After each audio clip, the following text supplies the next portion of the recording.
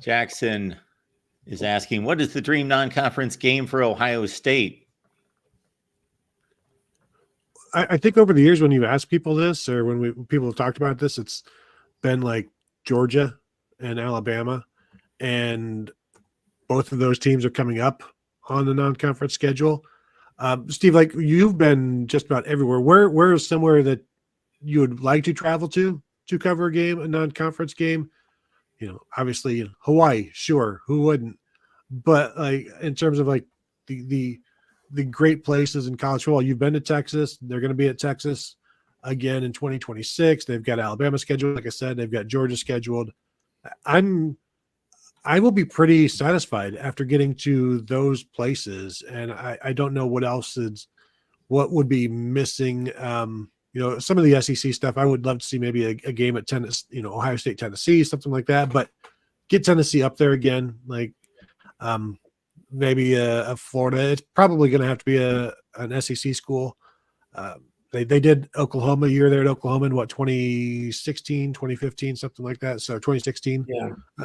Where next? What is the final one there for Ohio State?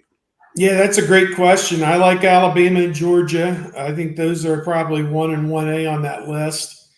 You hear so much about LSU would be a great place to go watch a game. Tennessee, Florida, the Swamp, Clemson, I think would be cool to go and check out. I've been to North Carolina's stadium when nobody was there, and it is a pretty neat setting there in the pine trees, and they got the hedges around the field. It's pretty cool there. I think it's Kenan Stadium. That's a really neat setting. You kind of run out of places after a while that you want to go to. I'd go back to Oklahoma. Definitely go back to Texas. And obviously now they're bringing Oregon and Washington in. Washington was outstanding when I was there. Looking forward to going there for Big Ten, I suppose. Although, as I've said, one of the longest flights I think I ever took in my life was from Detroit to Seattle, and I've been across the Atlantic Ocean. So stop and conjure that. Felt like we were never going to get there, but once you're in Seattle, it's pretty cool. You're running out of places. Notre Dame last year was awesome, I thought. And if they could play once a decade, a home and home with Notre Dame, I think that'd be awesome. Beyond that, I don't have a whole lot out there that I'm really pining for, that I really would go out of my way. Florida State, but people say Doak Campbell Stadium's kind of an erector set and kind of a dump. I don't know, but a lot of history there. But and better football last year up until when the quarterback got hurt. They were right there with everybody else.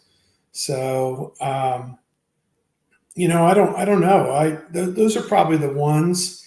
In this footprint, I had a great time at West Virginia in '98. That was awesome. Same. Kentucky, I don't know much about it. I guess we'll see if Ohio State would ever schedule them. Louisville has a great newer stadium that's under 20 years old. That's kind of cool. I've been past it, but never been to a game there. That's about it. I guess it'd be kind of cool to go play Pitt and Heinz Field, but, if you were a Steelers fan, but I'm not, so I really don't care about that. I don't need any NFL stadiums. Yeah.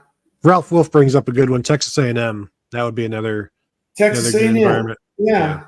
College Station. I guess it's out in the middle of nowhere, but sure, why not? He also brings up Virginia Tech. That was a pretty cool scene in 2015. Yeah. Ohio State opening up with that team. Honestly, it's not non-conference, but I'm looking forward to seeing a game from Wrigley this year. Got to see some of the sight lines from that, and just to get an idea of what it's going to be like. It's not made for football, but it's an historic venue, so you deal with it, and we get to see a lot of cool places, and that's one that I'm looking forward to. And I will, of course, I'll complain when I'm there, but that's just part of the job as well. Yeah, as you guys mentioned, Ohio State has picked off many of these in the last decade, plus the scheduling in the next decade, plus the 4 coming in from the Pac-12 that are going to wipe out what would be non-conference games. The one that Steve hit on that I thought would be interesting, not necessarily, yes, the atmosphere, I'm sure, but because of the postseason history between Clemson and Ohio State, for that to be a home and home would be kind of cool. That may have been the top answer if you'd asked people after the 2020 season, or especially the 2019 season. But those 2 games, I mean, there was a rivalry there for sure. And going into that 2020 season, Ohio State was more focused on Clemson than they were on Michigan. Beating Clemson was getting another shot at Clemson was, we saw it in all of their social media videos. There's as much, I'm surprised they didn't X out all of the C's on campus that year like they do with the M's for Michigan week. But yeah, that would be a cool scene, both of those. Miami, no, I think that's been done. And you need an environment, and that's something that, you don't have there and you don't have out west, or at least in California. Somebody mentioned Utah. That would be pretty cool. Colorado, I don't expect it to maintain sellouts or anything, but like 1994 Ohio State going to 1994 Colorado, like Michigan, I think they did the home and home.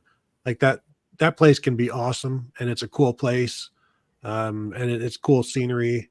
So Boulder's a neat town, I'll say that. Go ahead and put that one on the list as well, if the program is up for it. Ohio State's actually one of the few programs in the country that has not, I'm racking my brain, so I won't say this in a declarative statement 100%, but I'm pretty sure has not traveled to a Group of 5 stadium. Well, you would think all these other huge programs have not, but when you really start to think about it, Alabama went to South Florida a year ago. If you start going through these, they've traveled at some point and gone somewhere. Penn State's gone to Temple and other places. Ohio State has gone to Notre Dame, so there was, we're not counting them as Group of 5. Although they have been at that level at various times in their recent history. They played Cincinnati at Paul Brown Stadium, but it wasn't at Nippert Stadium. Group of 5. That is of course, a lot of the Group of 5 are now Power 5 or Power 4 that you would have played. You're right. Back in the 80s and 90s, you got a lot of the independent programs that might be, but yeah, I can't think of. I was thinking like Marshall, both of that. That was always that was an Ohio Stadium, and they didn't start playing. They didn't play Ohio teams for a long stretch of time either. So from 1934 to 1992. Now they did play Toledo at Cleveland Browns Stadium once. They had a 2-for-1 deal with the one game being played in Cleveland, which was kind of cool. I'm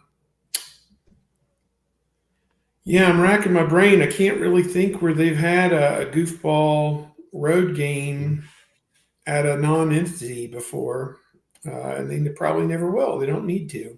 No, they played Navy at M&T Bank Stadium. Yeah, there in Baltimore, which was really cool. But have never traveled to a Group of 5 stadium, is my point, where I pretty much dig up everybody else going at some point, except maybe the playoffs. There's no reason to mess around and schedule a game against Boise State on the road. No. Tough place to play, and you only look bad if you get upset. Yeah, there's no reason to do that. They came to mind as that would be interesting to see Ohio State on the blue turf, and that crowd would obviously be out for blood, I would think. We got our buddy Yakov here who says 5-star offensive, 5-star Ohio State freshmen live in dorms and drive used cars. So that's going back to some comment. Well, you got to see the dorms. They're pretty nice.